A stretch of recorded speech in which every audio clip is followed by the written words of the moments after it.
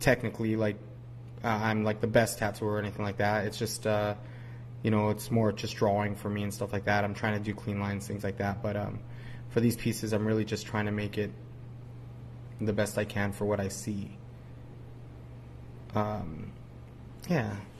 So right now I'm just using like peachy flesh from Eternal. That's a great color. It's one of my favorite colors right now for these color portraits, and I use it all the time. Actually, this looks like Georgia peach, you know, and there's a little bit of brown and red there, so I'm just kind of going, and I'm just showing you like my hand motion, you know. This is pretty much the whole tattoo is about this speed in reality. Now you can see why it takes me so long. You know, I always lay the lines down first, you know, and then I just go right over them, you know. I just really try to pay attention, maybe try not to overwork it, you know. Usually these heal up great, you know. I've done a bunch of them, and I really haven't seen one heal up really bad. I mean, knock on wood, that they keep healing up great, you know. But yeah, you can see even the color goes into those lines a little bit. It doesn't even matter. It knocks it back a little bit. I kind of enjoy that stuff. I like stuff that happens like that, little accidents, you know. It doesn't really matter to me. It doesn't need to be 100% perfect. It's a tattoo, and if I need to touch it up, I will, you know. But as far as for the first pass and stuff, this is kind of the way I got to lay it out, unless I was just going to outline the whole thing and then go into it again in a second pass and color it.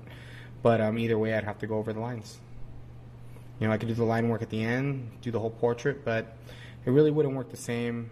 I'd rather do it this way with the line work and kind of go over it. That way, it does lighten up in value in certain spots and darken up, stays dark where it needs to stay dark. So yeah, you can kind of see me just building it up here, and I'm going into like that peachy flesh into a little bit of white, and just really paying attention to my movement, you know. Yeah, I'm using that FK iron, and this machine's really pushing that ink, man. It's really pushing that tube and needle. It's running great. I was really happy with the way that machine ran that day, and you know, I think I'm running it off an Icon power supply. The Icon power supply is one of my favorite. But when I travel, I use a small little pulse power supply. It's really small. It runs great, runs my rotary. That's all I really care, is because I use rotaries with traditional machines all the time. I actually learned about rotaries from using Numas, as you know, if you watched my older DVD or whatever. I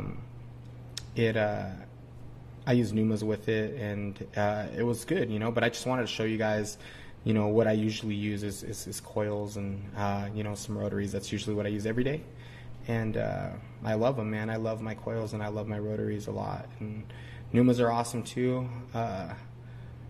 But this is usually what I stick with right here, is, you know, my coils. I'm going to be doing another DVD, and it's going to be part of this. So it's going to be a black and white Dia de los Muertos DVD. So you guys can kind of see what I'm talking about with value and just paying attention, and be a little bit more simple. Probably something very similar, probably the same, like similar face, similar shape, similar drawing. That way you can kind of, you know, see them together, kind of. They're going to go together. But now I'm just trying to get all into the light side, just really paying attention to them shapes. You know what's funny is, like, a lot of times you look at the picture and you can barely see the value change. Man, those are my favorite parts, the very, very minor subtleties of the light source, because light's very hard to get right. Sometimes you could just make something look very flat by just putting one light color through the whole thing. I like the little bit of difference with the values. You know, I like a little bit of change. And you can see kind of how I put on this this Bactine. Like I said, that Bactine bottle will be thrown away. I won't use it again. You know, you want to make sure you're very clean, paying attention, you know, that you're not going to hurt anyone or hurt yourself or, you know, anything like that. I mean, you're dealing with blood and you're dealing with a lot of things like that. You want to think about cleanliness and really paying attention, taking care of your clients. And also what's real important is taking care of yourself. You know, you don't want to harm yourself and take it back home to your family or anything like that.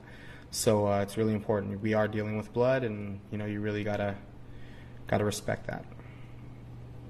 So now I'm just going to use a little bit of tangerine just to put in around the makeup, you know, around these eyes.